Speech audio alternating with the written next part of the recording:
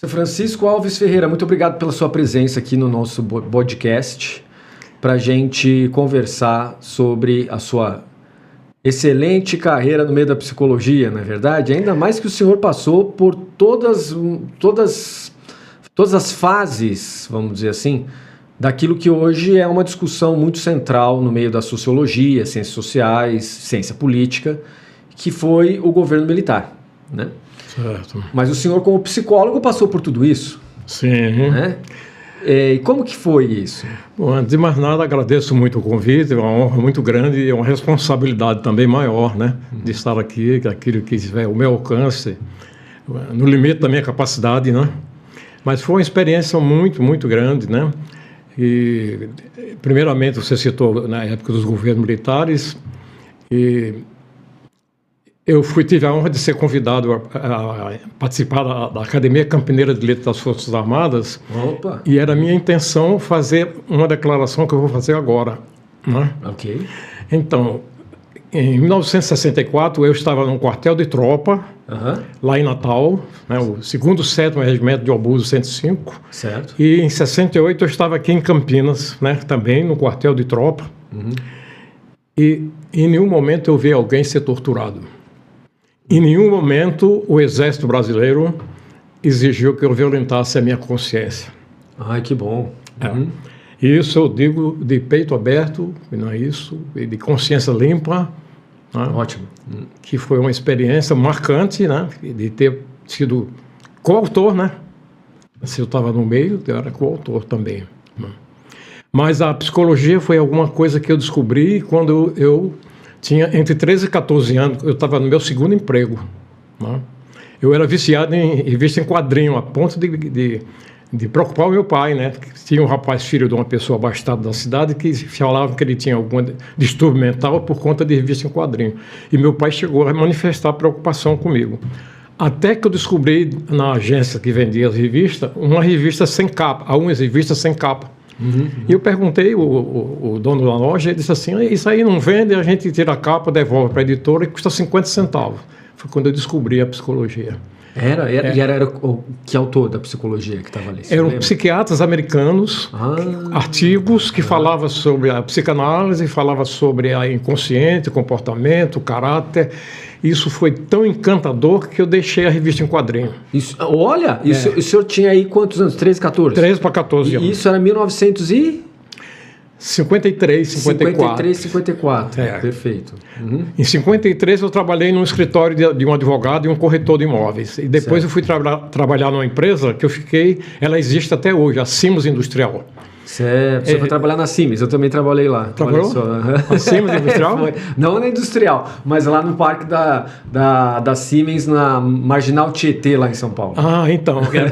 Então, de 54 a 58, eu trabalhei até entrar para o serviço militar obrigatório em 58. Ali, no mesmo lugar que eu?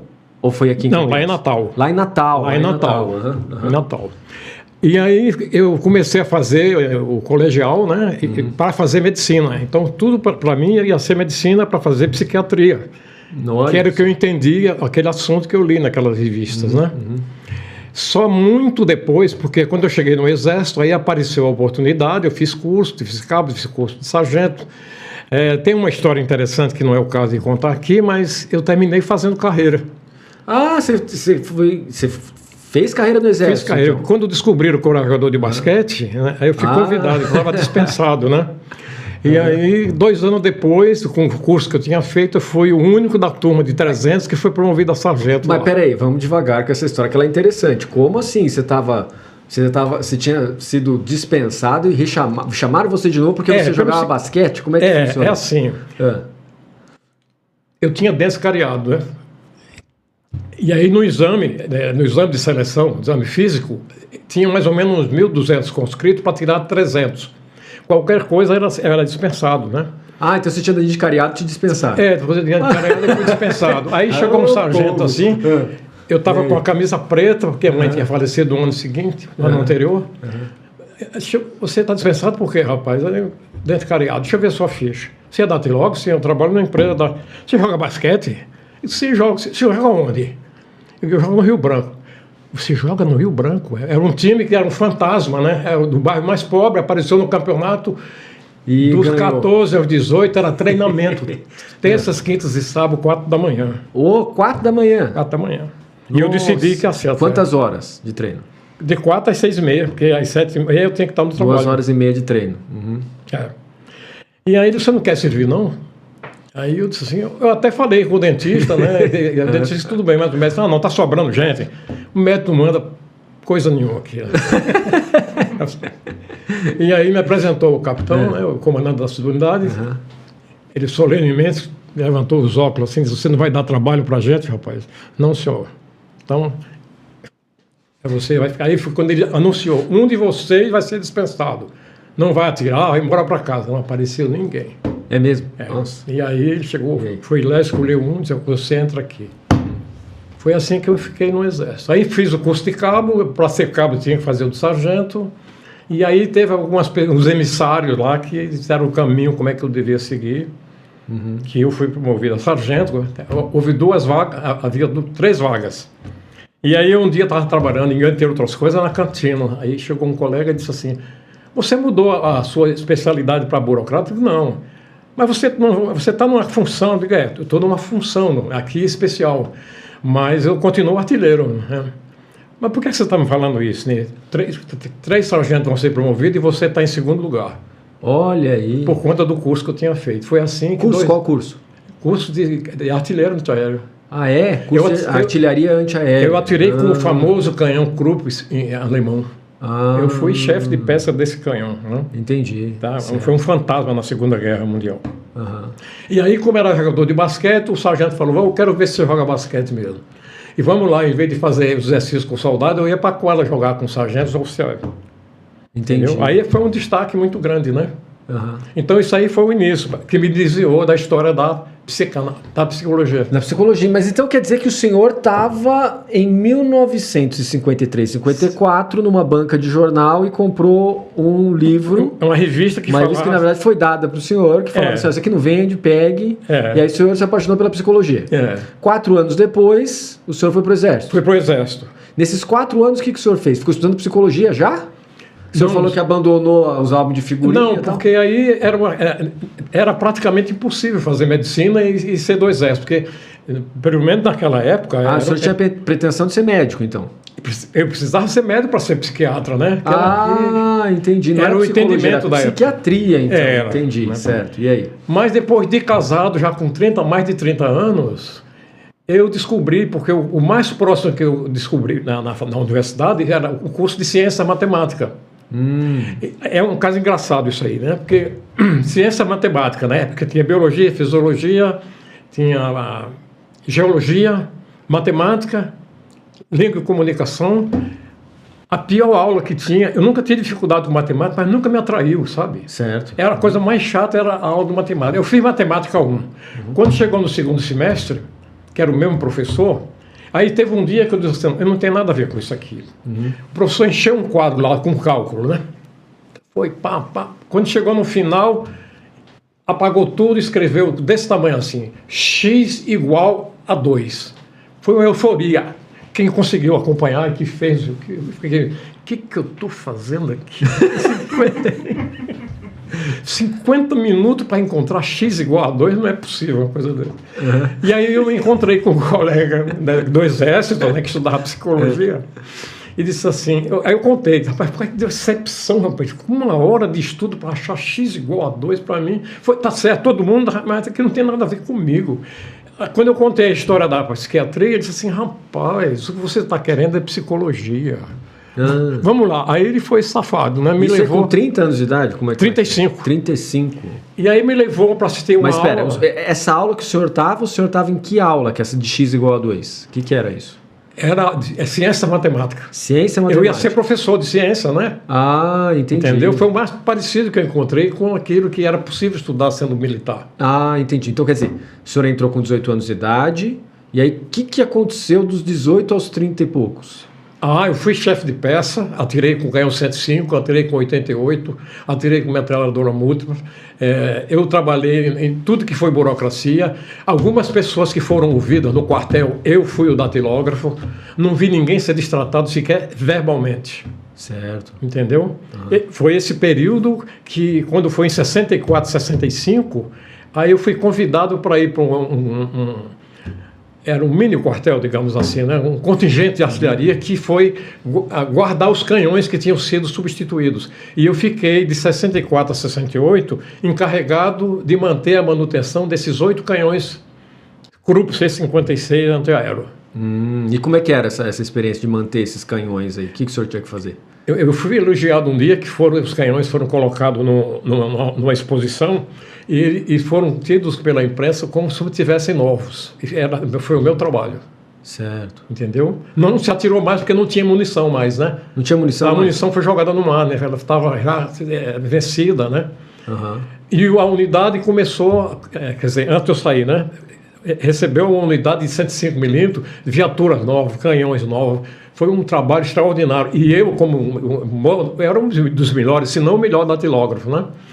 Eu participei. Era muito rápido, então, da datilografia. A carta do diploma que eu fiz com 13 anos era 600 toques em 5 minutos. Poxa. Quem não fizesse não recebia o diploma. Pois é, eu peguei essa fase, mas eu peguei lá na igreja, a datilografia na igreja. Aí era desse jeito também, a professora dava a prova pra gente e era com cronômetro, né? Pois é, aí eu fui encarregado de fazer os termos de descarga daqueles canhões e fazer os termos de inclusão dos novos canhões, né? Pelo menos canhões. Eu me lembro que fiquei trabalhando quase de dia e de noite lá. Enquanto isso, tinha o horário de atirar, tinha o horário de fazer ordem unida, entendeu? Eu era muito requisitado, né? Por conta dessa habilidade da datilografia. Certo. Então, mas aí, nesse período que o senhor estava dos 18 aos 30 e poucos, o senhor fez curso superior lá dentro? Não. Aí eu fiz o seguinte, porque é assim, eu tinha que fazer o curso de aperfeiçoamento, porque senão, quando chegasse 10 anos, eu não daria continuidade. Entendi. Então, eu tinha que fazer esse curso, né, de aperfeiçoamento. Tá? E eu vim em 68, em 60 eu fui promovido a sargento, né? Em 68 eu fui para o Rio de Janeiro fazer um curso de artilharia antiaérea. Tá? No Rio de Janeiro. No Rio de Janeiro. Aí, era um curso que era feito em 10 meses, eles comprimiram para 6, depois para 4 meses. Então eu passei 4 meses sem sair da escola, porque eu estava fazendo formação e aperfeiçoamento ao mesmo tempo. Muitos dos colegas tinham feito o curso de formação ali, e eu tinha feito a formação nos canhões 88. Certo. Então tudo ali era novo, o radar de tiro, o radar de vigilância, o canhão 90, a metralhadora múltipla, tudo aquilo era novidade. Certo. E aí, quando terminou, eu disse assim, agora eu vou para Niterói. Me falaram que tinha uma faculdade de frente ao quartel, praticamente. Deixei tudo pronto no Rio de Janeiro, falei com um colega para me classificar, isso lá no Ministério do Exército, no Rio, né? Na época, Ministério da Guerra. Uhum. Quando eu cheguei em Natal, publicou o boletim Campinas. Fiz tudo que podia para sair. Me deram má notícia de Campinas. Lá faz muito frio. Lá venta. Claro, em comparação com o Natal. Venta, entendeu? Tem um pessoal de queixo levantado, entendeu? Aí o pessoal do interior queixo levantado. E aí eu vim para cá, né? Quando eu cheguei aqui, me puseram numa função que precisava, tudo que eu tinha aprendido na escola. Foi um destaque extraordinário. Entendeu? Me puseram na terceira sessão, curso de cabo e tal. Aí um dia houve... Mas o senhor ficava naquela unidade rosa lá no Taquaral? Onde que o senhor ficava? Não, fui lá na Fazenda Chapadão. Tá. Lá no 5º GECAN, chamado na época 5º dos Infernos. Eu imagino. Era o chamado 5º dos Infernos, 68, né? Estava no auge a política, né? Certo. Né? Então, tinha tiroteio no quartel. Aí um dia... Tinha tiroteio no quartel? Tinha. Por quê? De vez em quando, porque primeiro se atirava, depois ia ver o que estava vendo. Entendi. Entendeu? De repente uma sombra lá... Sabe, havia um chitado mineiro, porque tinha um certo capitão Lamarca que tinha fugido com as armas. O senhor pegou a parte da Peguei, Lamarca. E aí todo mundo sabia que ele era um cara que tinha conhecimento dos pontos fracos dos quartéis. Então ficava aquele fantasma rodando.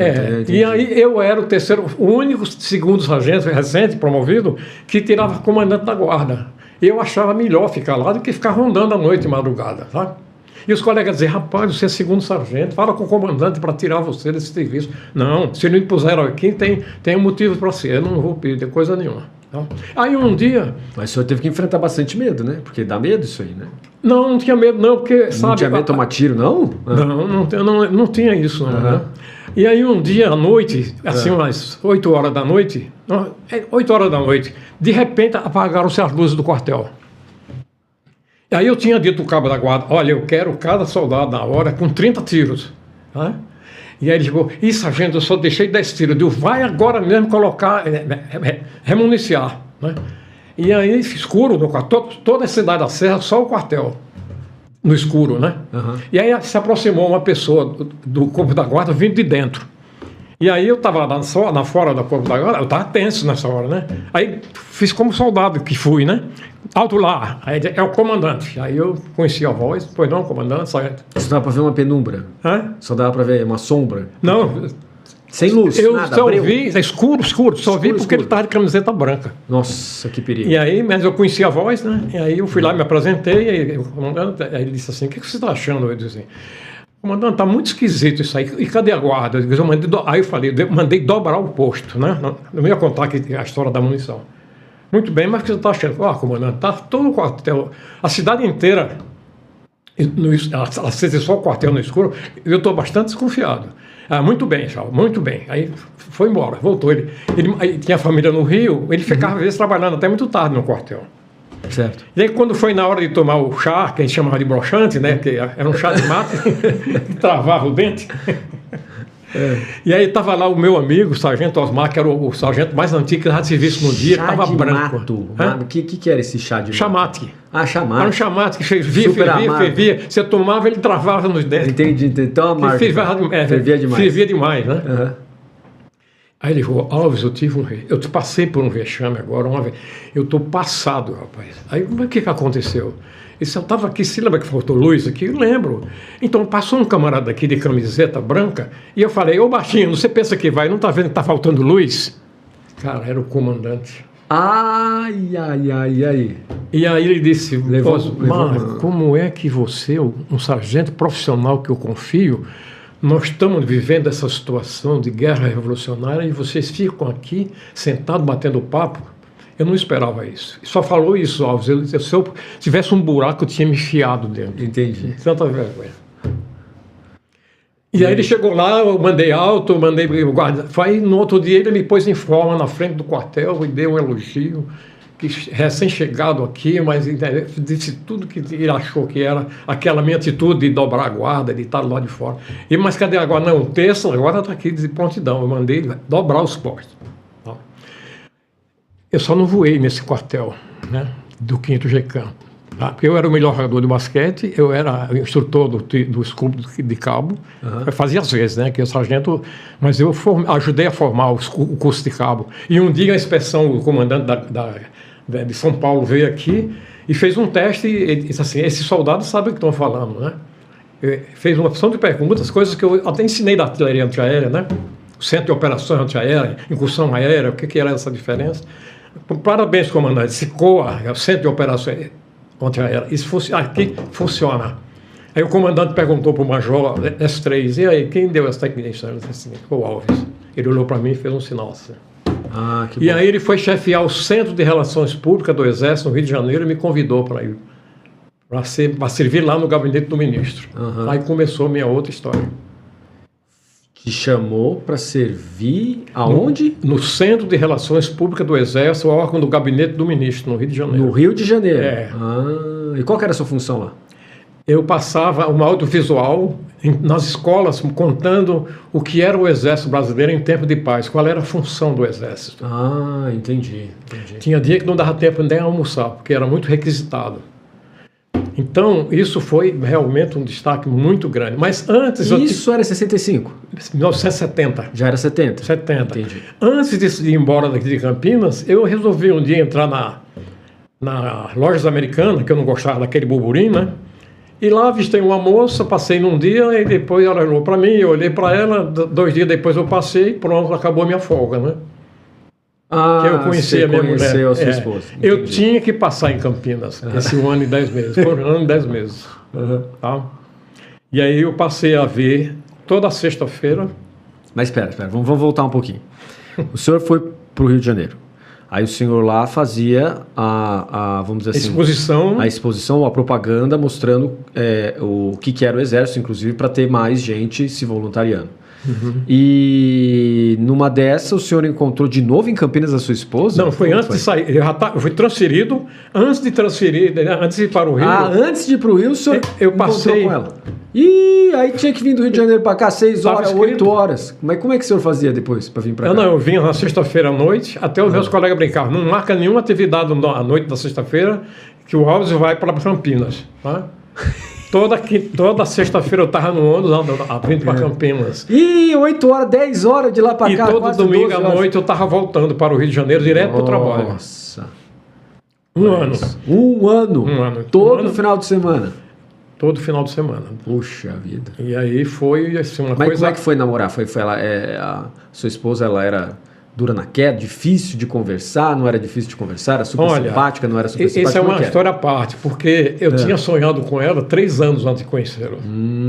Tá? E no sonho tinha informações do estado de saúde dela e da personalidade dela, em símbolos. Mas como é que o senhor, como psicólogo, vê isso? Então, tem coisa que a gente vai vivendo e vai entendendo, né?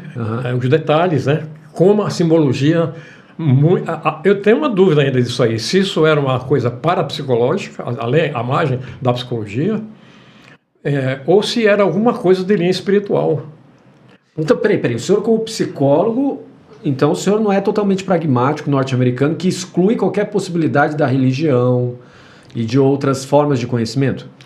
Não, eu fiz um estudo autodidata de Jung, e depois que você estuda Jung, você fica com psicanálise. Não, a psicologia analítica. Psicologia analítica, dentro da psicologia analítica. Analítica, certo. Né? Porque assim, vale a pena falar a minha experiência como estudante de psicologia. Eu estava indo muito bem, quando eu assisti a primeira aula de psicologia, foi um festival emocional, assim, eu achei o que eu estava procurando desde os 13 anos. Olha só. Até hoje. Isso foi em 1976. 76 o senhor já estava casado? Me casei em 71. Em 71, porque ficou um ano também indo e voltando de Campinas, se não casar depois, alguma coisa está errada, né? Então é bom. Indo voltando de Rio de Janeiro, Campinas. Isso. Eu já saía daqui, quando eu não vi o ônibus sair da cidade. Eu já dormia no caminho. Chegava trabalhando. Ia direto para trocar o uniforme e entrar no trabalho. Entendi. Já trocava de uniforme na rodoviária mesmo, já ia pro... Tinha atrás do QG tinha umas casas que a gente alugava os quartos, né? E lá estava lá a minha farda, né? Chegava lá, vestia a farda. Já vestia rapidinho, já deixava tudo no jeito. Entrava pelo Porto dos Fundos. Entendi. Mas no curso de psicologia, eu estava indo muito bem. Sua esposa te apoiou nisso? Sua esposa te apoiou na escolha? Sim. Aí entrou a capacidade dela, né, mesmo limitada, porque ela sempre teve alguma coisa de limitação de saúde, mas ela que criou aqueles filhos que são pessoas de bem hoje, sem medo da polícia. Peraí, o senhor 71, o senhor casou com ela. Quanto tempo depois o senhor teve o primeiro filho? 72. Já rapidinho, 72, um ano só. Nasceu em 72 já, o mais velho, o Fabrício. Já foi, o mais velho. Depois veio... Depois 4 anos depois, veio o Saulo. Veio o Saulo. Certo. Então, aí na época do Saulo, você já estava começando a psicologia? Já. Certo. Já estava. E depois? Depois, 4 anos depois, Loiane. Aí você já estava formado em psicologia? Foi um ano depois, ela nasceu. Entendi. Olha só. E nesse período, o senhor já estava estudando Jung? A psicologia analítica?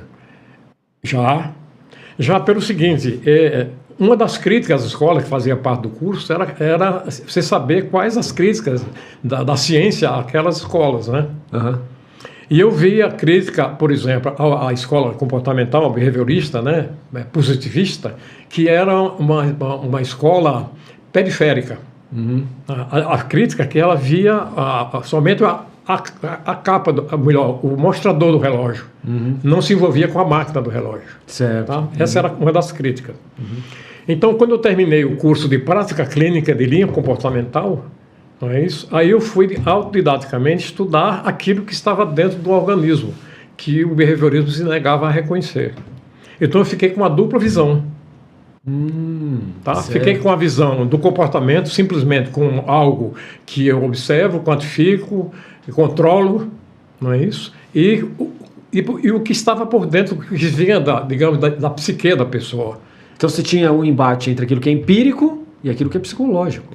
Como? Você tem um embate, aquilo que é empírico, o observador empírico, que olha quantitativamente o objeto, e tem alguma coisa dentro que é o psicológico. Isso. Certo? É isso. O behaviorismo tem uma lei, que isso foi citado em aula, né? É a lei do organismo oco, a teoria do organismo oco. Parece que é atribuída ao Watson, que diz assim: um círculo representa a psique do indivíduo, do mais complexo dos seres, que é o ser humano. E um flagelo pode simbolicamente ser o comportamento que a gente observa, define, quantifica, prevê e controla. Não me importa o que está dentro do círculo. Tá? Então isso dá a quem vai lidar com isso uma segurança científica muito grande, quantitativa, qualitativa do comportamento. Tá? Mas essa crítica de que é periférico me chamou a atenção e me despertou a curiosidade de ver como é que lida a psicologia profunda. Certo. Como eu sabia da discussão e discrepância entre Freud e Jung, eu achei que essa discussão deles ia ser didática. Eu estava atropelando o tempo, já estava indo para 40 anos, né? Entendi. Aí, ao invés de estudar psicanálise, eu fui estudar a psicologia analítica. Por que que Jung, que analisava os sonhos de Freud, onde é que ele discordou e o que é que ia me servir de tempo a menos de estudo? Tempo a menos de estudo? Como assim? Por quê? Porque você está 40 anos de idade, Sim, tem que acelerar. Então, se eu for estudar psicanálise, tem 20 e tantos livros, né? Depois outros 20 e tantos de Jung. Aí eu fui ver a discussão entre eles, seria muito mais didático para mim. Né? Pegar direto no diálogo. Né? Exato. Estratégico. Então, principalmente na questão de estudo de sonhos, né? Sua especialização nesse período era sonhos. Sonho também, né? Também. Porque o cliente chega e diz assim, eu sonhei. Por exemplo, vou contar um agora bem recente. Né? Nesse meu trabalho, ele não é um trabalho de longo prazo. Tá? Então, para a escola comportamental, se o cliente não tiver, digamos assim, não tiver progresso significativo de médio para curto prazo, o terapeuta deve rever a estratégia. Certo. Então, é variável, né? Quer dizer, médio para curto, depende.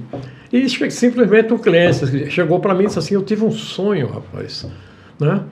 Eu tive um sonho que me deixou impressionado. Eu estava terminando um curso de 10 anos lá no West Point, né? Ele tinha estado nos Estados Unidos fazendo trabalhos, né? Ou tinha morado lá. E era um curso, assim, era uma solenidade, e pouca gente tinha terminado esse curso. E você estava lá e era meu convidado. Nossa, e aí? Aí eu peguei o prontuário dele, naquele dia estava fazendo 10 anos. Ué? Aí eu disse assim, o seu inconsciente acabou de dizer que você está de alta. Terminou o seu curso. Olha que interessante, quer dizer que da terapia do senhor tem começo, meio e fim, porque tem alguns terapeutas atualmente que nunca tem fim. A pessoa está lá 15, 20 anos, continua fazendo terapia. Pois é, então aí eu disse assim, e mais significativo ainda, eu apareci no seu sonho não como professor, e sim como convidado. Porque um dos objetivos da terapia comportamental é revelar na pessoa uma personalidade afirmativa, uma pessoa que vai ser fiel à sua própria consciência. Certo. Então, no sonho dele, ele diz, eu não preciso mais de você. Você é meu convidado. Olha só, o senhor consegue pegar pela simbologia do inconsciente. Eu disse para ele, esse evento, essa constatação, para mim é um certificado de validade do meu trabalho. Entendeu? E fiquei muito feliz, né? Porque diz assim, não, é isso que eu vim fazer na existência. Não? Certo. Tá? Esse foi um caso assim que o sonho, né, revelou dois aspectos importantíssimos, né, que não precisava mais dar continuidade. Já fazia algum tempo que estava se espaçando as sessões, né, que faz parte do protocolo de encerramento. Mas deixa eu fazer uma pergunta agora de alguém que tem curiosidade em relação a isso. Vamos supor que você está com um cliente seu e ele está querendo dar uma desculpa para você, que ele não quer continuar com o tratamento dele, e ele inventa uma história que ele sonhou com o senhor, porque ele ouviu uma outra pessoa, ouviu o nosso podcast no futuro, ele fala assim, vou fazer a mesma coisa que ele. O senhor tem condições de perceber quando a pessoa está inventando história? Não. Não tem. Não. Você trabalha com o dado. Eu trabalho com os dados, em princípio, aquilo que a pessoa fala, tudo ali ele está falando a verdade. A verdade. Você sai com um pressuposto. Eu parto desse pressuposto. Entendi. Entendeu? Certo. Ele pode até estar enganado com o que está dizendo, mas...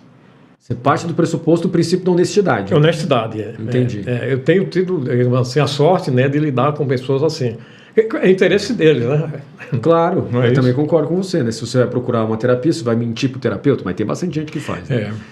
Pois é. Teve um caso, agora eu me lembrei, eu tive um caso ainda, eu estava em Brasília, né? Uhum.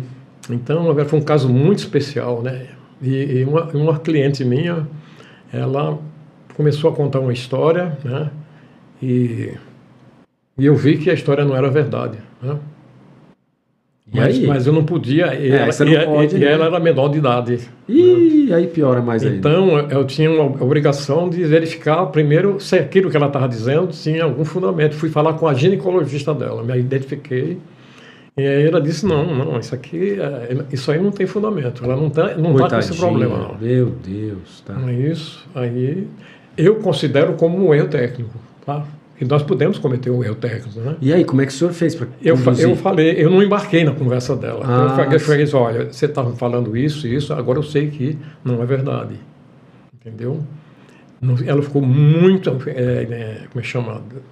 Imagina que ficou chocada com a história. Ficou chocada, né? Sem saber o que dizer. Claro. Disse, vamos começar daqui, uma nova história, mas ela não voltou mais. Não voltou mais? Não. Então, eu fiquei na pressuposição, depois, refletindo sobre o caso, que isso foi um choque tão grande que ela pode ter modificado aquele costume de estar contando coisas em verdade, mentira, ou alguma coisa assim. Tá? Entendi. Pode ter sido as duas coisas. Mas olha, então essa questão da sua clínica, você começou ela com 40 anos, o senhor começou com 40 anos. 40 e até agora o senhor continua clinicando? Agora, O senhor continua na clínica? Continuo. Continua, não vai parar? Eu falei lá no encontro lá, né? Como é que eu vou conseguir vestir um pijama de bolinha e ficar me balançando numa cadeira com todo esse trabalho para ser feito? Certo. Tá? Eu sou daqueles que acreditam que quando a gente nasce é concedida a existência e uma vocação. Uhum. Eu tive a experiência dessa crença. Quem lhe deu a existência e a vocação vai mandar no seu endereço aquilo que é ligado à sua vocação. E era uma senhora que estava morrendo. Entendi. Agora, deixa eu fazer uma pergunta para o senhor. Para mim está meio claro, na maneira como o senhor aborda a religião, que o senhor também sofreu influências de, vamos dizer assim, pensamento oriental. Sim. No sentido bom, né? Porque tem pessoal que fala que oriental é inferior ao ocidental, não é nesse sentido que eu estou dizendo. Mas o senhor sofreu influência provavelmente de budismo, hinduísmo e provavelmente outras linhas também. Eu me lembro que no Brasil, nesse período, tinha muito Hare Krishna aqui. Né? Sim. Como é que o senhor lidou com essas variações e com clinicando? Como é que o senhor lidou? Como é que o senhor lida quando você tem pessoas que têm registros diferentes da religião? Por exemplo, a religião que nós temos aqui católica, atualmente é pentecostal. São as religiões majoritárias.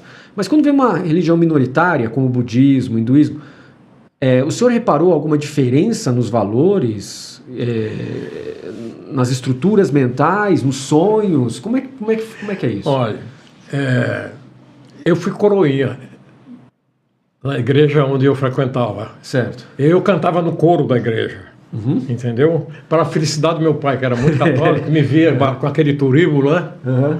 E ele ficava muito feliz. E eu tive, assim, o privilégio de lidar com o padre Federico Pastor, um padre alemão, né? E agora eu me lembro como um menino de 7 anos, como ele me tratava como adulto, com respeito, sabe, com uma consideração, me perguntava coisas, né? Pois é, o senhor está tocando num assunto que para mim ele é um assunto central.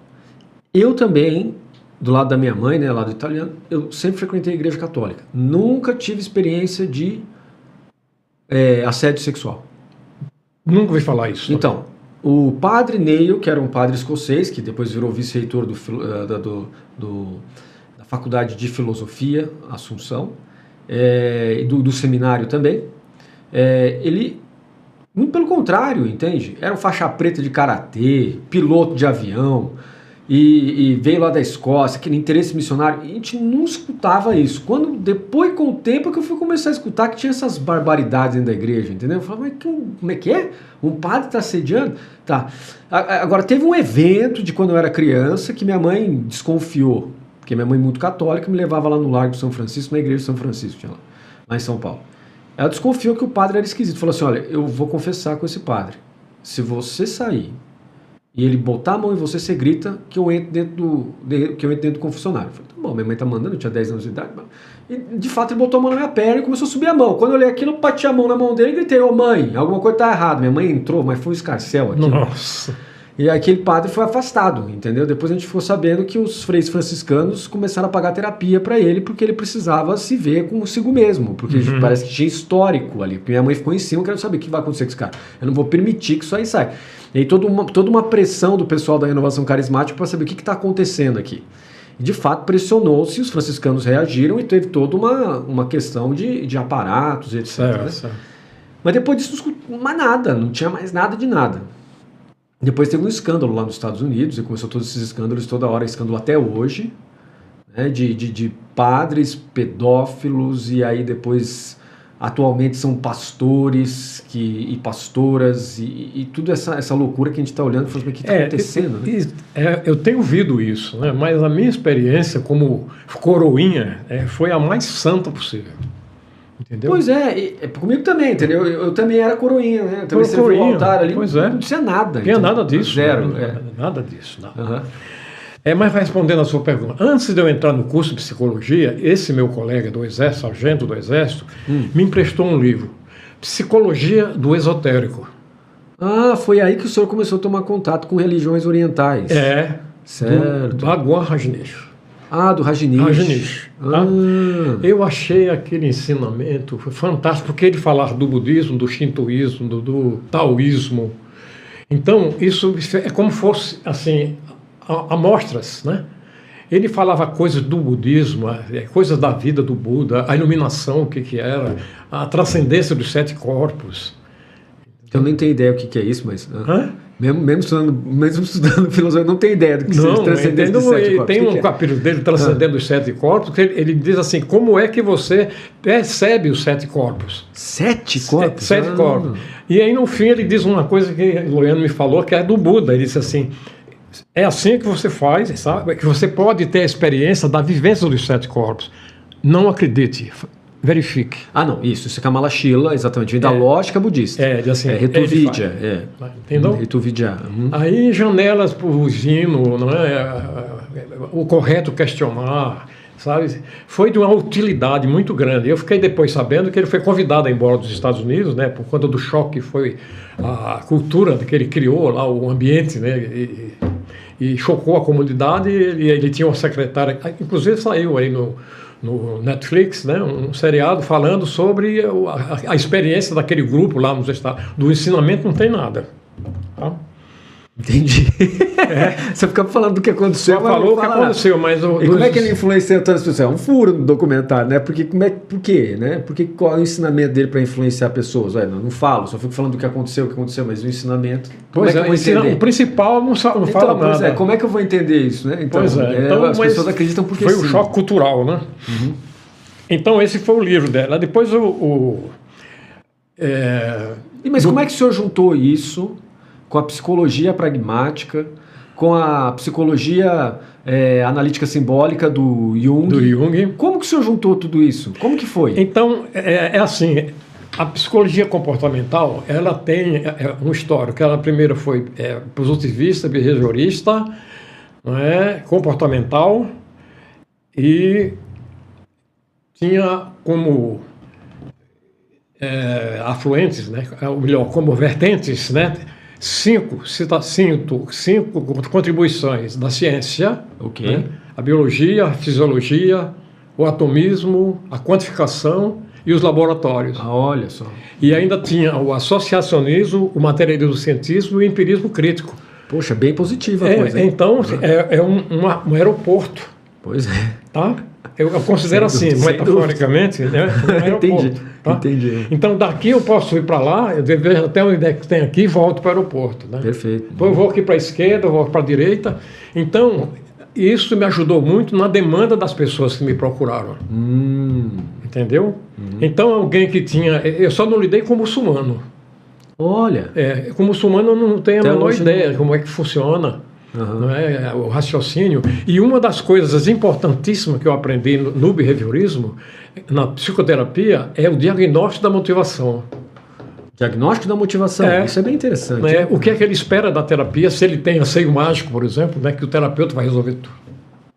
Se ele tem invocação parental, o terapeuta é o meu amigo, entendeu? O terapeuta vai... Ou se ele tem uma postura de equilíbrio, que é aquela que nós buscamos e que supostamente vai desenvolver, ela vai evoluir. Certo. Entendeu? Ela vai passar de anseio mágico... Tá? Isso é um autor que escreveu, né? Anseio mágico, a invocação parental. O terapeuta é o meu irmão, é o meu amigo. Meu pai. Na verdade, o terapeuta precisa ser um espelho. Um espelho. Que a pessoa joga e ele reflete. Ele reflete. Isso é bem budista, viu? Nós temos isso dentro do budismo. No budismo, né? Em relação ao guru, a relação guru-chela, né? ou mestre-discípulo, tem que ser espelho. E é guiado pela Darsha Jnana, que é o conhecimento como espelho. É bem parecido esse princípio aí. Pois é, e do budismo eu sei da história, que ele era de uma família... Não, mas vamos lá. Espera que agora o senhor está falando um negócio muito interessante. O senhor acabou de me tocar num assunto que é assim, a personalidade da pessoa é condicionada pela religião que ela segue. E que o senhor tratou... Mas como é que o senhor vê a diferença, por exemplo, de uma pessoa que tem o fundo católico de uma pessoa que tem o fundo budista? Como que o senhor vê? Ou então de fundo católico com um fundo esotérico? Como que o senhor vê isso? Bom, para começar, se for católico, eu tenho uma ideia, né? Dos fundamentos bíblicos, dos ensinamentos, catecismo, o que é o perdão, o que é a culpa... Isso, a culpa, por exemplo, é condicionada pelo sistema de crença? Para o Jung, o hindu, por exemplo, não tem culpa, ele não sente culpa. Ah, é? Mas como que o senhor vê isso na clínica? O senhor viu isso? Não, eu não vi ainda, mas é uma possibilidade, né? Se uma pessoa falar que fez alguma coisa que não sente nenhuma culpa com relação àquilo, eu posso imaginar que ele tem uma formação ou uma influência inconsciente lá do inconsciente coletivo. Como disse o Jung, no núcleo do nosso inconsciente pessoal existe um conteúdo universal. E é algo vivo, é algo que busca manifestação. É algo vivo que busca manifestação. Então, cada pessoa que chega na minha frente é um enigma completo. Mas por que enigma? Se é algo universal, como assim? Se é algo universal, todo mundo tem. Mas eu não sei o que é que ele está trazendo. Entendi. Porque aí seria como se fosse uma rede de elementos que cada um tem consigo. Embora aquela coisa seja universal, a estrutura em si seja universal, mas os elementos que compõem essa estrutura não são. Eu tenho um fundamento, eu tenho um protocolo de trabalho. Entendeu? Aí, de acordo com a demanda, é que eu vou ver o que é que eu vou usar do que eu tenho. Entendeu? Então, por exemplo, a pessoa chega e diz assim, como aconteceu, eu não posso parar de trabalhar, que eu não posso nem pensar. Então, é um caso urgente de estresse.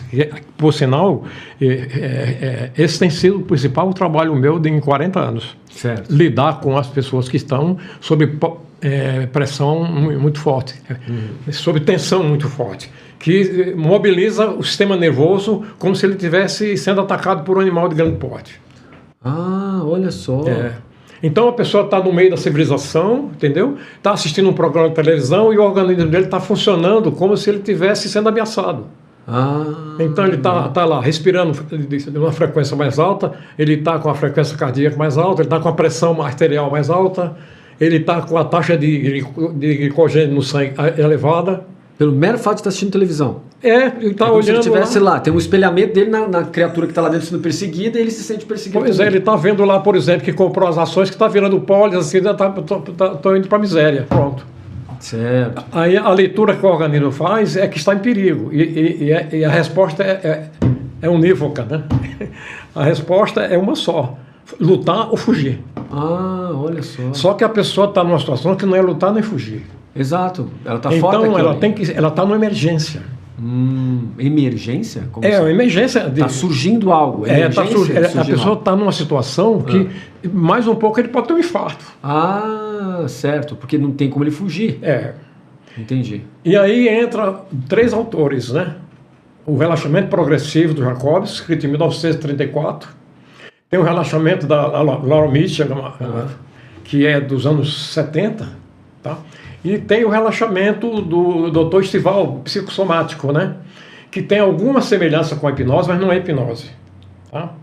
E eu trabalhei com esse autor uns 6 ou 7 anos, e ele me passou, além de uma literatura especial, me passou tudo que ele sabia sobre terapia do sono, sem remédio. Sem remédio? Caramba. Sem remédio. Seu Francisco, você precisa vir um pouquinho mais para cá, porque o senhor está saindo do enquadramento da tela. Isso. Então, mas sem remédio? Sem remédio. Ele criou, ele foi aluno do Piaget lá na França. Ok. Peraí, nós estamos diante de uma coisa muito interessante que o senhor está colocando agora, porque hoje, pessoal, para conseguir dormir é tanta ansiedade, mas tanta ansiedade por causa do ciclo produtivo, que o pessoal está tomando melatonina, está tomando uma série de coisas que eu me lembro quando era criança, o máximo que tinha era, pelo que eu lembro da minha família, era máximo maracujina, que comprava em qualquer farmácia. Altamente necessário. Eu nunca ouvi falar de melatonina, tudo quanto é coisa. Agora o pessoal toma para conseguir dormir. Mas o senhor está dizendo que tem uma alternativa de terapia que não precisa tomar remédio. Exato. Como é que funciona? Primeiro ele chamou de relax psicossomático. Eu, toda vez que falo, dou o nome dele, que ele é falecido. Ele era psicólogo do Senado Federal. Relax psicossomático. Ele criou o Instituto Brasileiro de Pesquisa do Sono, que era a contribuição que ele tinha concebido como sendo a função dele na vida. Certo. Que era reensinar as pessoas a dormir naturalmente. Dormir e descansar durante o sono. Pois é, porque agora a gente tem essa questão desses relógios que a gente usa que verifica o sono profundo e o sono superficial. Tem gente que dorme 20 minutos de sono profundo, mesmo que dorma 8 horas. E tem gente que dorme 3 horas, 2 horas de sono profundo. Como é que a gente vê isso? Como é que o senhor vê isso? Então, tem a ver com os condicionamentos, né? Como é que os condicionamentos. Condicionamento? Deixa eu ver, o Prêmio Nobel de Neurobiologia, Rita Montalcini, né? Ela escreveu uma obra para cientistas de várias áreas, dizendo que o ser humano desenvolveu durante milênios um centro nervoso semelhante ao dos animais que o capacitou a sobreviver e se reproduzir durante a história da humanidade. Mas correndo por fora, nessa corrida existencial, o homem desenvolveu um outro centro nervoso, que são as circunvoluções corticais. Ali que está o raciocínio, ali está a nona sinfonia de Beethoven, né? É o nosso raciocínio. Mas esses 2 centros são interligados. Certo. Esses 2 são interligados. Se a parte de cima, onde a gente raciocina, onde a gente pensa, onde a gente registra os eventos racionalmente, sinaliza um perigo, a parte de baixo responde como se tivesse um perigo real.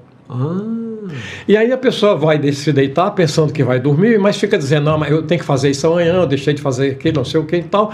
A parte de baixo, que é instintiva, instantânea e mecânica, não deixa a pessoa descansar, porque ela continua trabalhando. Ela tem que fazer, certo, certo. É isso. Certo. Isso acontece muito, por exemplo, com pessoas como eu, que tem que escrever artigo e livros. Eu notei exatamente isso. Se na hora que eu vou dormir, eu começo a pensar no que eu tenho que fazer, acabou. O sonho inteiro pensando que tem que fazer, entendeu? E até começa a ter diálogo interno, porque pensa isso, porque pensa aquilo, porque tem que fazer isso. Os argumentos não fazem sentido nenhum, mas estão lá. Aí você acorda de manhã, acorda cansado. Né? Pois é, acorda cansado, porque de manhã, não, eu não acredito, mas já chegou na hora, né? É isso aí. Aí fica até invocado, falando, não dormi nada, mas dormiu. Dormiu, quer dizer, mas não descansou. Exato. Né? Então ele falava muito isso, o importante não é o dormir, é o descansar. E eu fiz, é uma contribuição que eu, digamos assim, tenho a pretensão de ser uma contribuição minha, né? Eu fiz uma derivação desse sistema do relax psicossomático, que é o nome do trabalho dele, né? Depois ele escreveu outro com outro nome, fiz o alto equilíbrio, fiz não sei das quantas, né? Inclusive que ele era lá do Congresso, ele colocou na capa umas fotografias dos parlamentares em plena sessão cochilando, que é uma necessidade irresistível, né? O sono, né?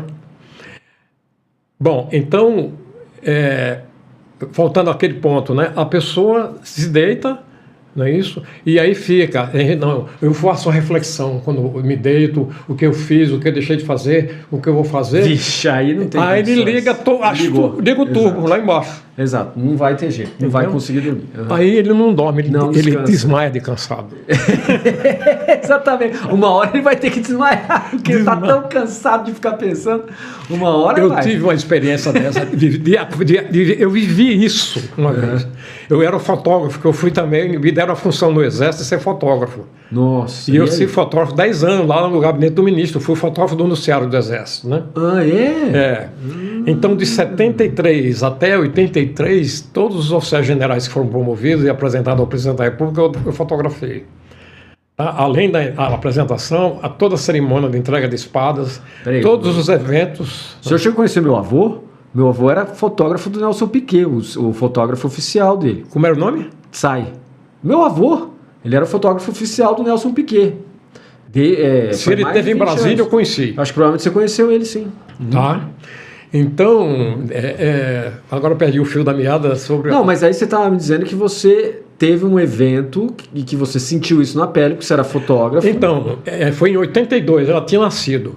E eu fui para o Rio de Janeiro, que era para fazer uma reportagem sobre a FEB, sobre os monumentos, tudo que existia relacionado com a Segunda Guerra Mundial. Foi um major do Centro de Relações Públicas, na época ela já era Centro de Comunicação Social do Exército. Tá?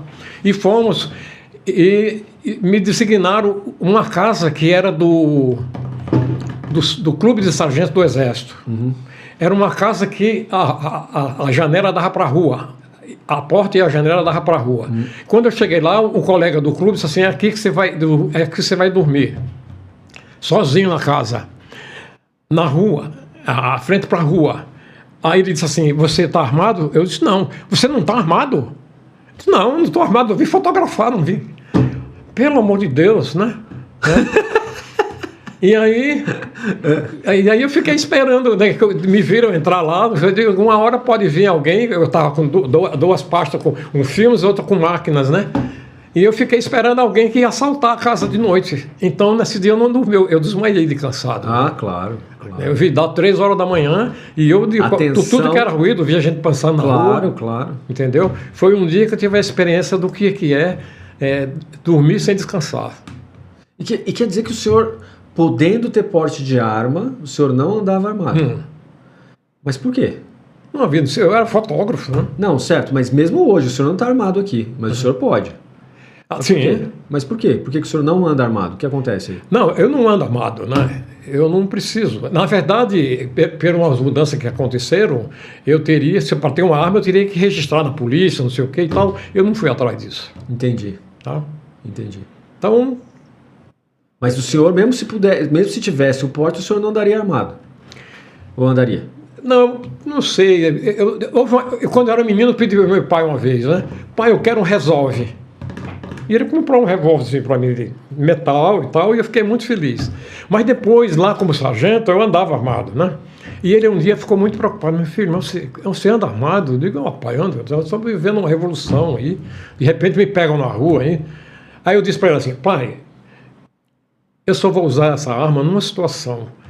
Se eu, depois de ameaçado, eu ter corrido e uma pessoa me perseguir, aí se eu me virar, aí eu vou usar a arma. Entendi. Aí ele ficou calmo. Ele ficou calmo. Aí ficou calmo. Só nessas circunstâncias. Entendi. Mas um dia entraram os meninos em casa, né? A Loiana estava indo para a faculdade, os meninos entraram, eu tinha dito para ele, não é para reagir. Porque ela acho que já lutava Kung Fu, o Saulo já lutava Kung Fu. Entendeu? Eu sempre me achei uma pessoa com capacidade de luta, né? Quando menino, jovem, eu participava de luta, né? Certo. Dava para dar uma sova naqueles meninos, mas se um tem uma arma e mata um da gente. Pois é, num acidente. Num acidente, né? Ou mesmo num assalto. Eu tinha dito para ele, não, se eles entrarem em casa, é como no faroeste, ele sacou primeiro, você não vai ser besta de pegar a arma. Tá tudo no seguro. Nem me passou pela ideia de pegar a arma. Entendi. Entendeu? E eles também não acharam a arma lá, que bom. Não. Entendi.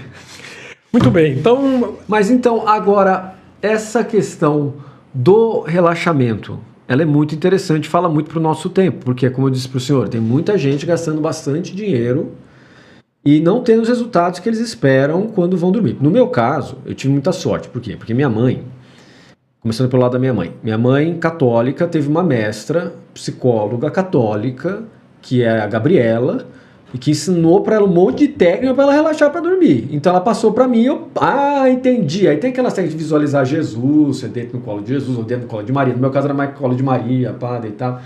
Aí você vai relaxando, você dorme, porque você não fica pensando o que você tem que fazer.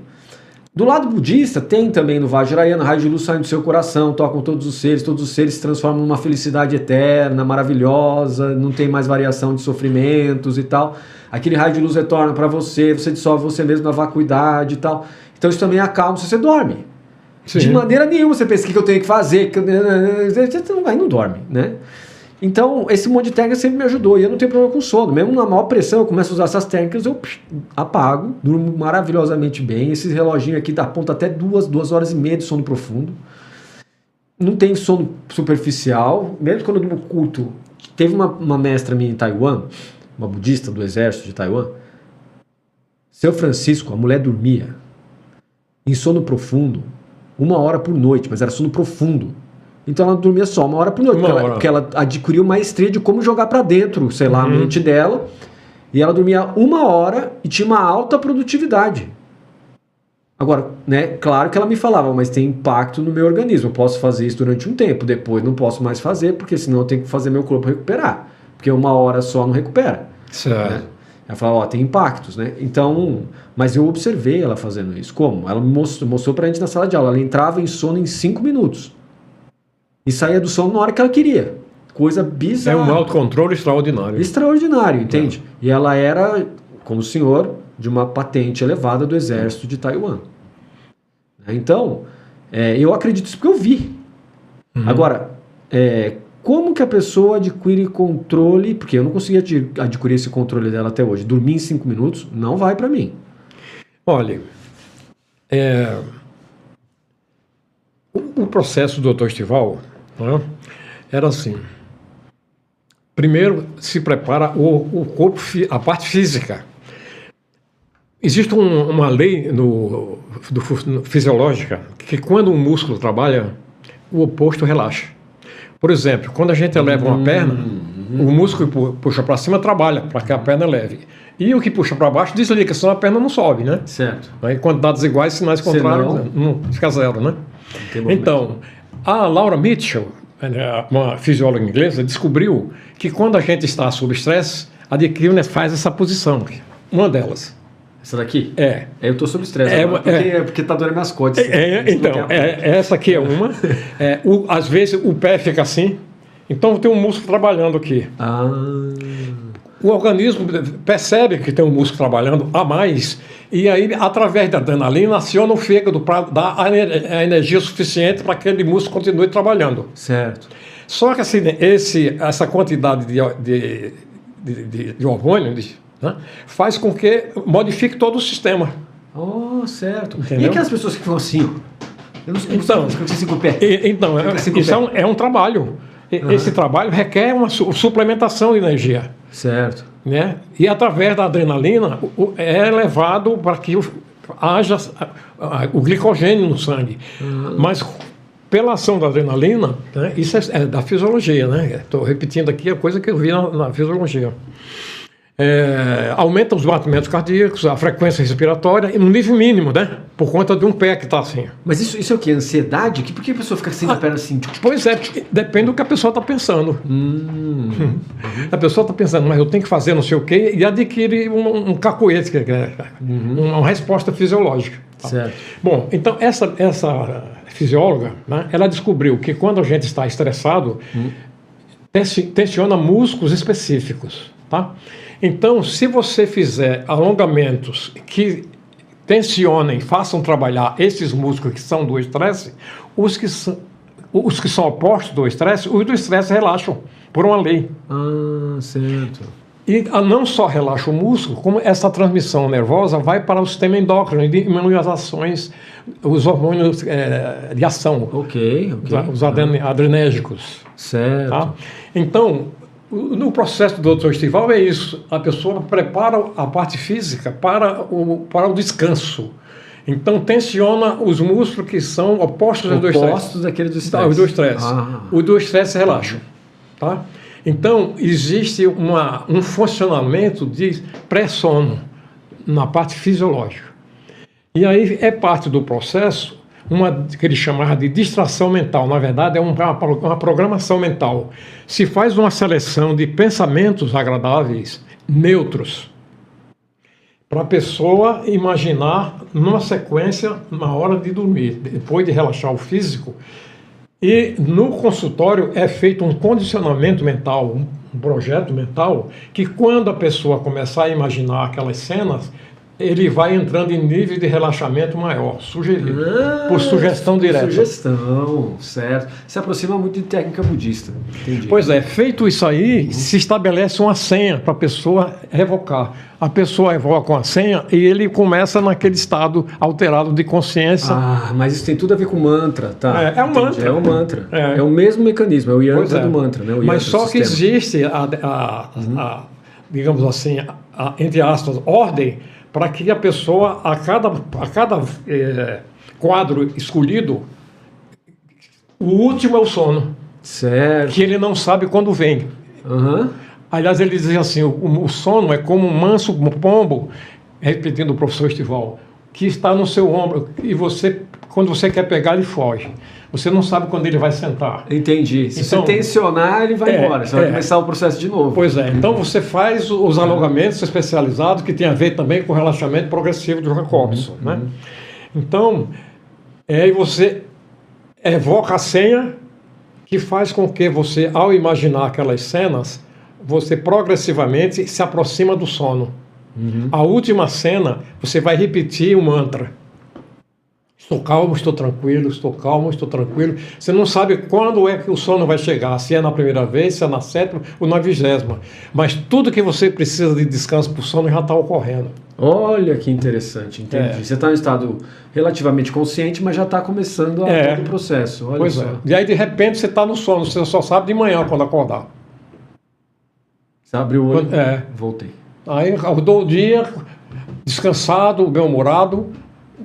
E isso a pessoa pode fazer sugestões diretas durante, né? Igual dormir tranquilo, acordar descansado, entendeu? Porque na hora de dormir ele preparou o físico e os dois sistemas, né? Tá, o subcórtex e o córtex para o sono. Foi um trabalho muito interessante. Tá? Na época, lá em Brasília, o IBRAPS, a sigla, né? Instituto Brasileiro de Pesquisa do Sono, era na W3 Norte, que os prédios eram baixos. E às vezes paravam um ônibus na frente. E a gente conseguia fazer as pessoas dormirem lá nesse barulhão. No barulhão? No barulhão. Ah, isso é fantástico. Fantástico. Entendi. Fantástico. E como é que você sabia que a pessoa realmente estava dormindo de sono profundo e não só um sono superficial? A frequência respiratória. Frequência respiratória. É o feedback. Né? Entendi. Vocês não precisavam de um monte de equipamento, então vai direto e observa. Tudo era muito simples. Certo. Isso é muito legal, né? Mas eu queria falar de uma chama contrafase. A contrafase que foi dada no curso de psicologia. Como é que foi? Porque eu fui para a psicanálise, né? Pelo aquilo que era a psiquiatria, né? E aí, num dia de aula de psicopatologia, um médico, que era o nosso professor, muito bom, por sinal, tá? Fez uma crítica. Ele disse assim... Foi com ele que eu aprendi sobre Jung. Ele citava muito Jung, né? E aí, ele um dia disse assim, todas as terapias dão um resultado de 63% a 65%. E o placebo dá mais ou menos 55% a 58%. Falei, como é que é, professor? Ele disse assim, pelo tom da pergunta você entendeu o que eu falei. Pois é. Está 58% a 63%. Eu juntei minhas coisas e fui embora. Quer dizer, senão eu estou perdendo meu tempo. Estava com um filho de 2 anos em casa, recém-casado. Ah, que é isso? Fui embora. Né? Eu não tinha condição de saber, como estudante, né, que 0,1 além do placebo pode ser uma revolução na vida da pessoa. Olha que só. É a contribuição de qualquer escola. O que for além do placebo pode ser uma mudança extraordinária. Certo. Tá? Mas aí eu digo, eu não vou fechar, eu não vou abandonar o curso, eu vou trancar a matrícula, né? E depois vou ver o que eu vou estudar. Isso aí eu não vou estudar mais. Tá? É a perda de tempo. Quando que mudou Aí essa eu ideia? precisei fazer um trabalho no laboratório, que era a última prova. Lá no laboratório de psicologia experimental. Só tinha eu de adulto, o restante era menina, lá 23, 24 anos. E elas estavam com nojo e com medo do rato. E aí, em 50 minutos, o rato aprendeu a morder uma alavanca dentro da gaiola para tomar água. Eu fiquei muito agitado com isso. Eu fui lá no bioterista saber se aquele rato já tinha tido experiência. Ele quase me xingou. Mas, rapaz, você pensa que eu estou fazendo o que aqui? Eu não sei, o rato aprendeu em 50 minutos, foi só seguir o esquema, ele vai aprender muito mais. E aí, ele não só percebia quando funcionava de 4 em 4 vezes, como era de 10 em 10 segundos. Ele emitia um comportamento diferente, de percepção. Tá? E aí, no relatório, eu coloquei tudo aquilo que ele apresentou estava no livro texto. Aí eu achei uma coisa que não dependia do autor. Tá. E aí o professor do semestre seguinte, o último ano de Psicologia Geral e Experimental, falou: tem um autor que escreveu um trabalho que quando ele escreveu, ou ele estava se sentindo muito rico ou muito próximo da nota, que ele não se incomodou de ensinar o pulo do gato. O que é que um psicólogo deve saber, perguntar, ouvir e fazer num trabalho terapêutico. No outro dia eu fui procurar o livro. Tá? No outro dia eu comprei o livro. Era o livro do Volpe. Volpe? Volpe, José Volpe. Ok. Tá? Eu estava quase tendo a taquicardia. Eu falei, mas como assim? O que a filosofia está fazendo aí do Heidegger? Mas não é, tá? Pois é. E aí, um professor tinha vindo dos Estados Unidos e trouxe o orientador dele, que era norte-americano, para dar aula na faculdade também. E estava oferecendo curso de prática clínica de linha comportamental. Qual era o primeiro livro dos 5 que tinha que se estudar? Psicologia, terapia comportamental na clínica do Volpe. Olha aí. O que o Volpe trabalha? Com contracondicionamento. O contracondicionamento, certo. Foi. Então, eu tinha uma arma de competição. Eu tenho medalha de tiro. Tá? Nossa. Eu tinha um revólver 38 com empunhadeira especial, só para competição. Vendi para fazer o curso. Eu estou imaginando aquele filme Dirty Harry, senhor. Clint Eastwood utilizava 38 com essa empunhadeira. Era 38, né? E aí? Pois bem, aí eu voltei de férias completamente diferente. Eu fui ler o trabalho do J.L. Mills, que era muito chato, mal traduzido, entendeu? E eu li dos prefácios até o pós-fácil. Aí eu encontrei uma escola de psicologia que não dava 65%, e sim 92%. Que é aquela... 92%? 2%. É uma terapia, é um procedimento que atua não só onde está o pensamento, o sentimento, né, mas as aprendizagens subcorticais. Ok. Entendeu? E aí, só para materializar isso aí, que até o tempo já deu 60 minutos aí. Deu. Aí uma senhora me apareceu, eu recém-formado, com a hipertensão às 6 horas da tarde. E quando ela tomava antihipertensivo, desmaiava. Caiu no meu colo nisso aí, né? E aí? Coube a mim. E aí vamos fazer uma anamnese, como é que foi a sua infância, como é que foi, entendeu? Um protocolo. Tava. E aí ela disse assim, mas o meu problema não é sono, eu tenho sono demais, eu tenho um problema de hipertensão. Aí eu falei, a senhora, hipertensão é problema médico, a senhora procura a medicina. Ela disse assim, já vim de lá. Me viraram pelo avesso e não descobriram nada, não tem nada no coração, mas quando chega 6 da tarde, minha pressão sistólica está 23. Opa. É aquele mesmo quadro da televisão que o senhor falou. Está assistindo televisão, começa a ter, ou seja, tem alguma coisa que está estimulando e está vindo. E aí ela contou assim, quase como um bate-papo, que é como funciona, e a gente tem que estar atento ao que é dito e o que não é dito. O silêncio também tem significado. Aí é mais complicado. Tá? E aí ela contou que um dia foi tirar a blusa, que ela disse que era muito chique, que ela gostava, quando ela foi tirar, ela prendeu nos ombros, que ela engordou, estava feio a blusa, e ela faltou ar, ela arrancou a blusa aos pedaços. Eu perguntei onde a senhora ficou presa, né? E ela negou que tivesse ficado presa em algum lugar. Mas sessões seguintes, ela disse assim, eu respondendo ao senhor, eu fiquei presa assim, mas quando criança, né? Eu fiquei presa dentro de uma mania, as meninas passaram, e eu fui passar, fiquei enganchada. Aí tiveram que chamar minha mãe, me arrastaram, arranhou os ombros. Quando foi isso? Eu pensei, havia tarde, não foi de manhã, eu estudava tarde. Mas ela morava num lugar, no Núcleo Bandeirante, lá em Brasília. No início havia muita violência. E ela contou que duas pessoas. Uma levou um tiro e caiu na porta dela. E a outra levou uma facada e a porta dela estava entrada, entrou na casa dela e faleceu na sala dela. Nossa. Que horas aí? 6 da tarde. Pronto, achei. Pronto, achou. Achei. Poderia se dizer, olha, percebe agora porque é que você tem a pressão alta? Não. O trabalho do Volpi propiciou saber que era um condicionamento. Perfeito. E um contracondicionamento para que ela desaprendizasse aquilo que estava no subcórtex. Esse contra-aprendizado é muito interessante porque ele acaba se aproximando daquilo que a gente chama de vacuidade budista, que é a desconstrução da projeção, por exemplo, de um medo, a desconstrução da projeção de um apego, a desconstrução da produção de uma projeção, né, que a gente chama de prapranti ou samaropa, de um ressentimento, de uma mágoa. Né? Então o senhor desconstruiu isso nela. Foi uma contra-condicionamento. Contra-condicionamento. Por inibição recíproca, essa é a terminologia. Por inibição recíproca. Contra-condicionamento por inibição recíproca. Então, ela entra num estado de relaxamento e é feita uma tabela. Antes, foi difícil achar uma imagem que tivesse um valor zero de causar ansiedade, mas que se fosse de violência. Certo. Né? E aí é necessário ter um pouco de imaginação, né? Uhum. E aí eu falei para ela assim, um soldado grego levou uma flechada no peito e morreu numa guerra contra a Pérsia, 6.000 a.C. Ela olhou para mim assim, e eu com isso, né? Aí ele disse assim, causou algum tipo de mal-estar na senhora? Não tem nem o pó, ela respondeu.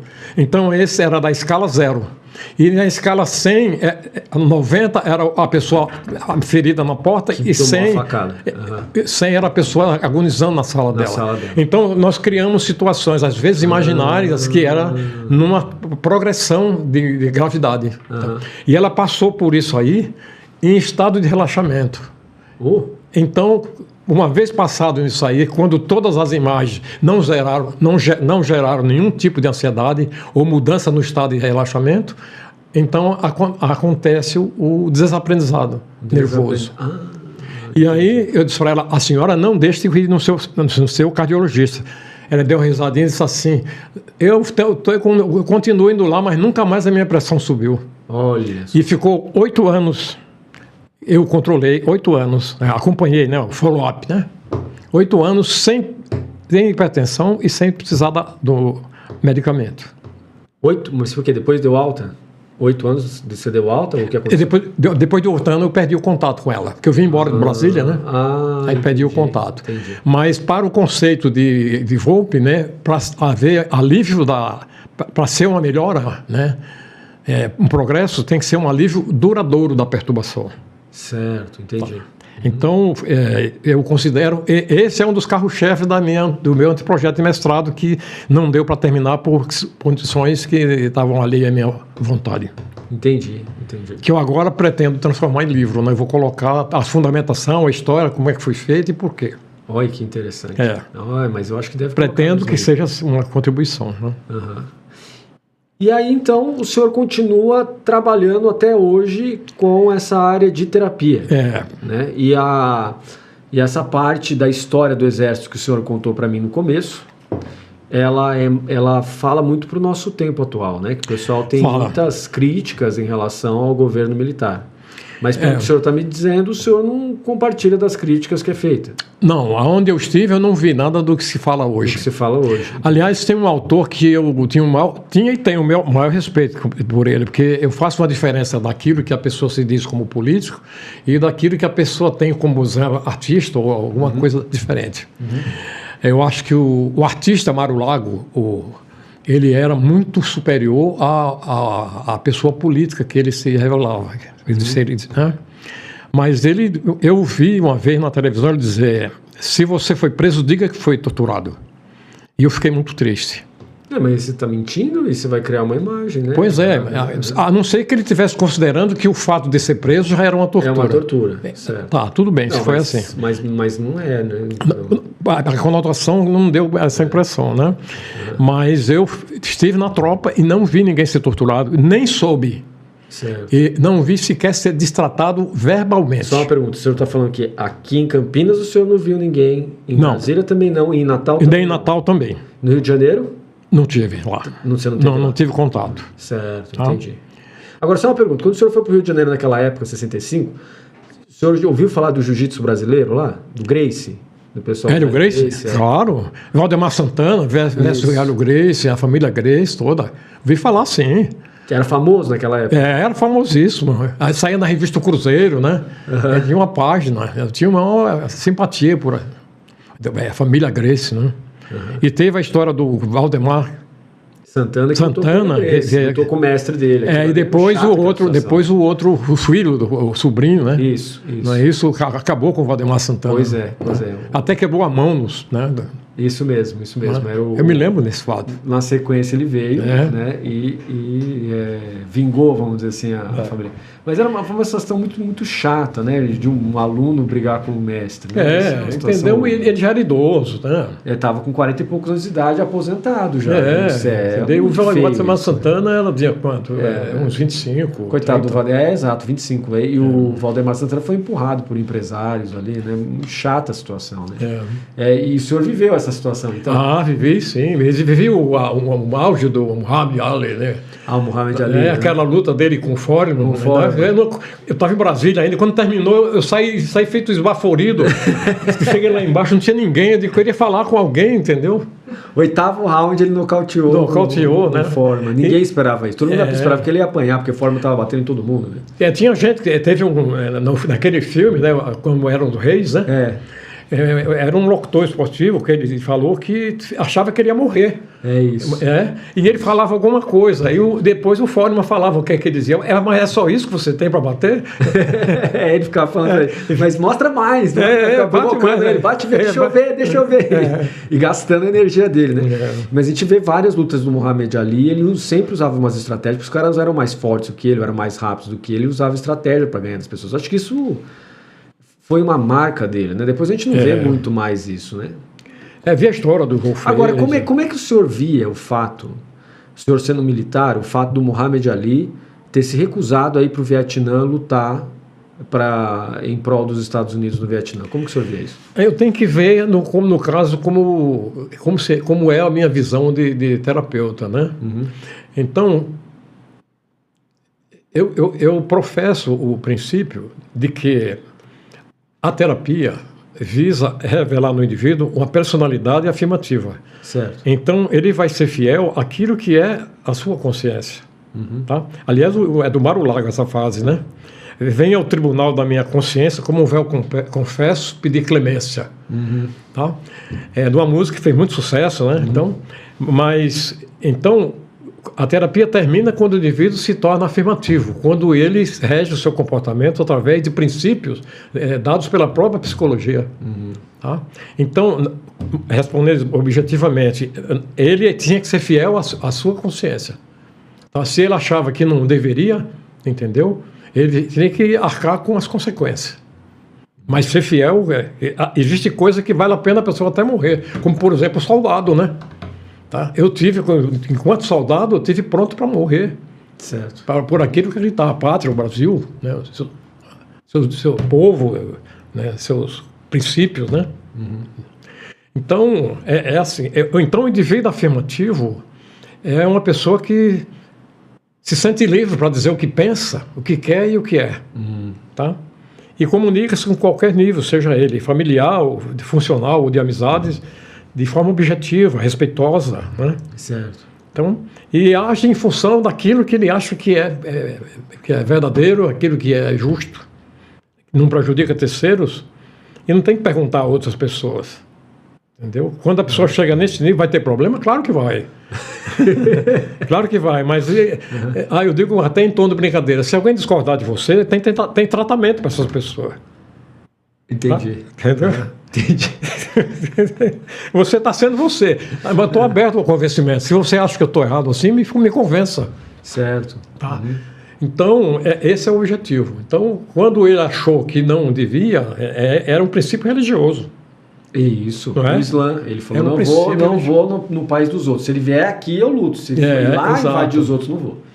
Nunca me chamou, um deles nunca me chamou de crioulo, eu me lembro. Pois lembra dessa frase? Né? Eu lembro dele falando. Isso é um princípio, né?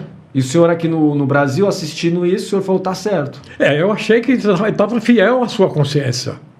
Entendeu? Pois é, e nós temos um paralelo aqui no Brasil com a família Gracie, do Hélio Gracie, o Carlos Gracie, que criaram uma arte marcial que não era para arrancar sangue dos outros, nem para deixar os outros com a cabeça tudo estourada, muito pelo contrário, né? Eles colocavam de uma tal maneira que era uma arte que acabou ganhando essa supremacia dentre as artes marciais em função, me parece, de um princípio mais compassivo, né?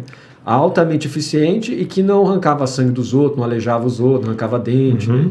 Isso eu acho que influenciou também o período. E esse princípio é sutilmente perceptível, né? Naquele seriado do Kung Fu. Isso, na década de 70, né? O David Carradine, que foi escritor do Bruce Lee. Sempre ele agia em função, defendia, batia e tal, mas não tinha o intuito de destruir o outro. Destruir o outro, exato. Né? E isso, para mim, faz parte da ideia de evolução na humanidade. Certo. E então, uma pessoa que adota esses princípios, ela vai ter menos problema, que vai precisar buscar formas de terapia para conseguir superar a ansiedade, coisas assim? Seria mais ou menos por aí? Porque a gente recebe muitos estímulos, né? E esses estímulos provocam reações instantâneas, imediatas, né? E às vezes a pessoa quer fazer as coisas e não consegue. Esse aqui é o indivíduo que está passivo de um processo terapêutico. Se ele quer fazer as coisas, o que é que está impedindo? Entendi. Então... E a terapia termina, no meu caso, quando a pessoa consegue essa autonomia. Tá? Então, já fica aberto aqui o convite para o senhor vir para conversar comigo num próximo podcast, porque nós temos diversos problemas com pesquisadores e pesquisadoras em treinamento, né, os mestrandos e doutorandos, em relação à ansiedade de escrita de artigos e livros. Eles perdem o sono, travam... entra em desespero, né? Alguns chegam até a ficar muito nervosos com o orientador, como se o orientador fosse o culpado, eles não conseguirem escrever, né? Então, outros abandonam a pesquisa, porque falam, não levo jeito para isso de forma nenhuma, porque eu travo quando eu tento, e o senhor acabou de tocar numa pedra fundamental, que ele trava porque ele está querendo fazer, mas há algo que está impedindo. É isso. Exato. Esse é o trabalho que eu acho que... Existem os casos que precisam de medicação, entendeu? E eu tenho o maior respeito por isso. E eu tive uma experiência de utilização de medicação absolutamente necessária, que quando eu tive um problema de cálculo renal. Aliás, o senhor teve isso? Eu também tive. Nem pois fala, só de me falar já dá arrepio aqui. Cheguei no hospital, assim, o médico olhou assim, disse assim, cálculo renal. Olhou para mim, para a posição que eu estava. E a enfermeira aplicou a injeção, terminou a injeção, acabou a dor, eu disse que isso é um milagre. Então, eu tenho o maior respeito pela farmacologia. Mas existem as coisas que não são necessárias. Certo. Entendeu? Principalmente esse. A ideia do meu anteprojeto de mestrado era demonstrar para a comunidade científica a possibilidade de uma hipertensão ser condicional. Uma resposta autonômica, aprendida e passiva de ser desaprendida. Fantástico. Vamos conversar disso no nosso próximo podcast. Tá. Agradeço muito meu mestre Francisco por estar aqui presente com a gente e muito obrigado. Muito obrigado pela oportunidade, entendeu? Estou muito satisfeito. Muito obrigado pela honra de me chamar de mestre, né? Mas mestre. Isso aí eu seria o super discípulo. Imagina, obrigado.